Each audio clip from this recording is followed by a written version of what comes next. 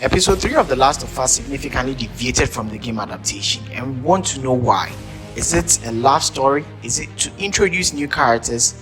The episode introduced only 2 new characters, and then they both left at the end. Were their alterations really necessary? We want to think about it. These alterations made in the episode 3, were they really necessary? However, let's just move on.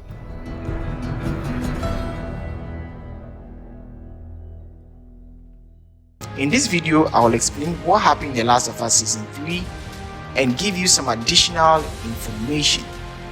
As I have since again, and really appreciate if you could give a thumbs up and subscribe to our channel.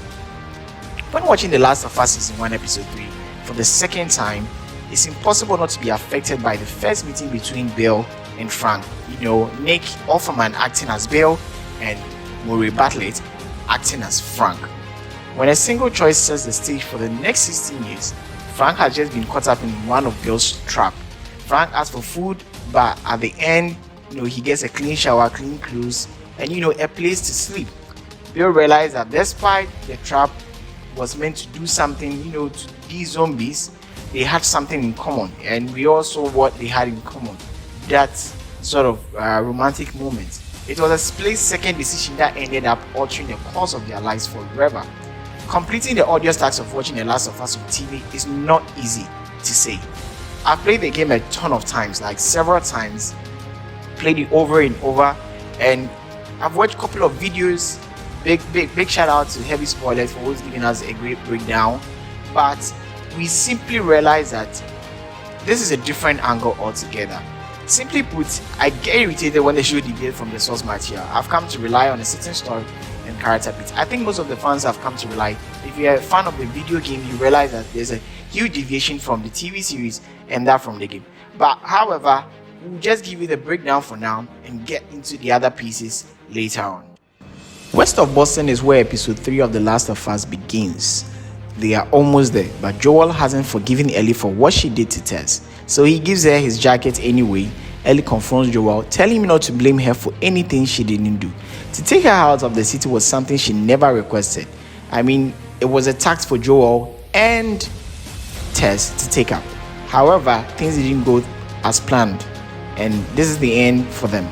The two keep on walking, covering the remaining 5 miles of the 10-mile trek to Bill and Frank's house. However, they had to make to do with the Cumberland farms for the time being and deserted a gas station. Ellie and Joel have a good laugh at an arcade Mortal Kombat machine, while Ellie delivers fairly accurate dialogue for the game's character. And in the video game, Joel confirms that he isn't familiar with such thing, but in the TV show it's quite different from what we see. Ellie gets lost and finds a hole in the floor that leads to the basement. After they made their entry there, she decides to look around on her own, and when she does, she finds one of the infected. But this time they are stuck in the wall, and the fungi is growing up all over the head. Ellie gives this stern creature the final blow that kills it by stabbing it with a short knife. Since Joel doesn't have much ammunition left, he decides to leave his shotgun behind and move on. I think it was for great purpose for him to leave there just in case they come back to do that.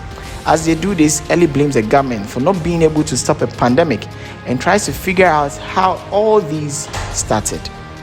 As the show goes on, Joel says that the cordyceps changed and got into the food supply around the world. This was a moment where he was trying to explain everything that has happened to Ellie. Around the same time on Thursday, people bought the food and then got sick, as he continues to explain, which led to being infected, biting everyone who wasn't infected. It took 3 days for the disease to reach every person, and this was the moment they knew the world was coming to an end. Joel says that many of the skeletons in the woods are from normal people who couldn't find a place to live in the Q zone. We already know the Q zone. And so the soldiers took them outside and shot them. It's quite sad. He further goes on to talk about how sad the story had been and what is expected to happen. We go back to September 30th, 2003. Bill is at home watching as soldiers run up everyone and get ready to leave. Bill hides in his basement, and even though there was a notice to evacuate, no one finds him. Bill goes outside with a gas mask and gun, which is pretty dumb since we know there aren't any spores in this show. I mean, so far he has seen the spoils, but we haven't actually seen it. So I don't think that was a little bit dumb. He seems to realize that he's on his own and finds out that he's alone. Bill is a real survivor, so he gets as much gear as he can. Get drums, gas supplies, everything he could get his hands on. He enjoys his meal, and then when Bill realized that somebody had gotten into his premises. But the interesting thing is that Bill managed to stay here for 4 good years. Until one day when one of the holes that was opened by accident, Bill found Frank inside. Now Frank was trying to get to Boston with a group of 10 people, but unfortunately all the other 10 were gone. He was the only survivor. He had no weapons at all. So Bill decides to let him in, get some shower, checks for infection, and that was the moment that their story began.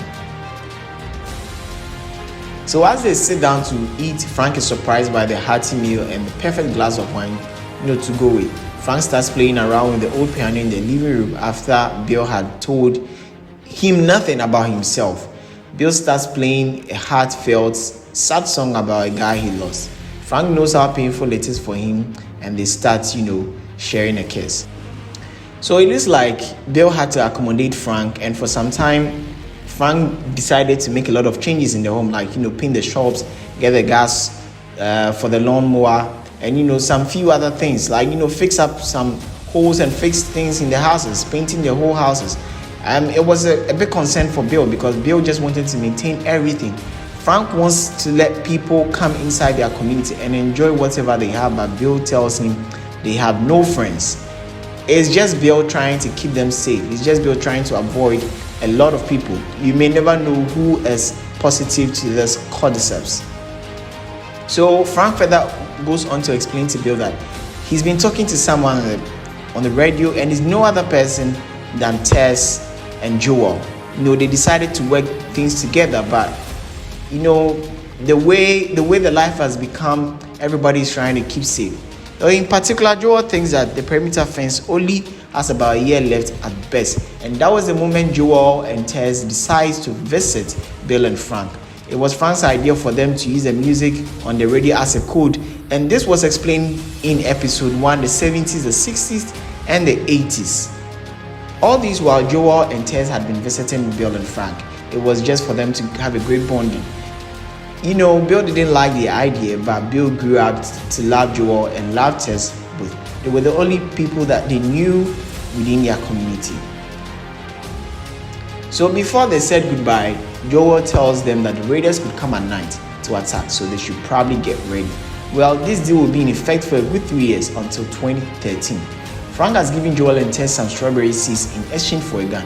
Unfortunately, this is quite before the storm because the raiders showed up that very night, just as Joel predicted. Bill is able to stop them, but he gets shot as a result. For a moment, we all thought Bill was going to die, but I knew Bill was not going to die in any way. So Bill and Frank grew up together. On the other hand, it wasn't going well for Frank. He had a mild stroke, and at that point, everybody's looking for a cure. There's no doctor to take care of certain things, so they needed to do things in their own, manner. So we are back into the present, and then we find Joel and Ellie arriving in the town where Bill lives. They make it to Bill's house, but it's too late. The food on the table is gone bad already. Bill had left a note on the coffee table. He's killed himself. Unfortunately, it was a suicide. Bill also leaves behind the keys to his car, which he takes while Ellie reads the letter. Bill says in the note that he's used to hate the world, but the one person changed his mind and made him worth saving. He also gives him the banker code and other information that they think they might need in the long run or in the short run.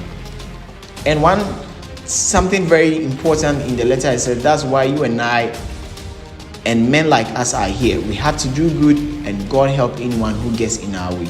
It's a great way to show how similar Job and Bill are before we see Joel take it out of there. And he meets up with his brother again. He's going to Wyoming and just to find Tommy, since Tommy used to be part of the Fireflies. So in the bunker, these two people get as much food as they can, water, anything that they could lay their hands on. Ellie also gets dressed in the game clothes she's used to. But this time, Ellie finds a gun and puts it in her bag. I mean, there were a lot of changes from the game as a whole, which made it a little hard to watch. That's my honest opinion. Now, in the game, you've made it to Lincoln after getting away from the first in the state building. That was when Joel, Ellie, had left hers, and they decided to leave to Lincoln when they left the state building. And that was when they were chased away by Fedra. So Joel and Ellie went into the subway. Ellie started talking about Tess, but Joel told her to shut up. It's a kind of a sign of how cold, Joel could be, but I don't think it was so. It doesn't mean he hated Ellie in any way. But he had gone through a lot. He had seen so much and was changing him in some sort of, a different manner. But you can see that Joel and Ellie ran into one bill strap, which is how they met. I mean, that was how they both met in the game. But in the show, it was quite different. When they tried to leave, they realized that the truck battery had been stolen. Bill's ex-boyfriend was the one who took the battery, which shows that Frank didn't kill Bill in the game. But in the TV show, it was so. I don't know why all these changes came about, but we believe that it was a great turnout for most of the fans. It was just us to get a different love story and get a different deviation to understand what the life of Bill could have been. It tells us that everything about episode 3 changed. Yes, definitely. I think the directors are trying to slow things down for us, like going up a hill until you reach a bend and have to go down again. After that, you start going up. That is how I think they wanted things to be. You know what I mean? This time, the episode moves along more slower, but seeing a whole new story from Bill and Frank's point of view helps us to figure out how they all met, including Joel and Ellie. Bill heard about Tess a few times, but Joel never brought it up that Tess had died. And that was how the game was. So when you compare the game and that of the series, it's a drastic, massive change. Most fans probably didn't expect what we saw in episode 3, like for myself. But for us that we still love the show, we know things are going to get crazy as time goes on. So Nick Offerman did a very great job as Bill. He acts well the whole time, and the scene where he finds out about Frank's last day is especially moving. The whole gut-wrenching reveal along with the last meal really hits home and helps this chapter stand out. In the same way, Bella Ramsey's performance as Ellie has been superb.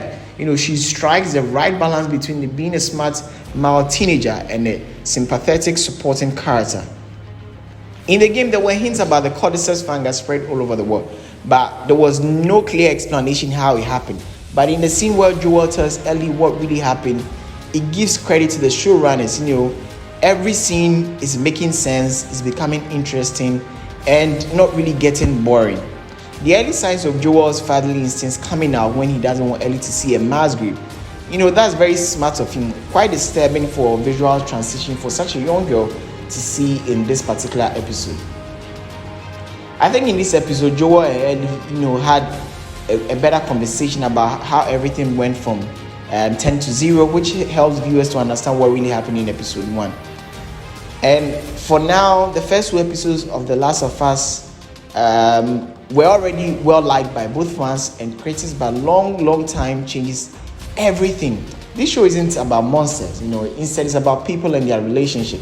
And if the writers and cast and crew can make us cry over characters we meet and say goodbye to in all one episode without the help of a general troops or the source material, it's scary to think how good this show could be in the future. You can't agree more.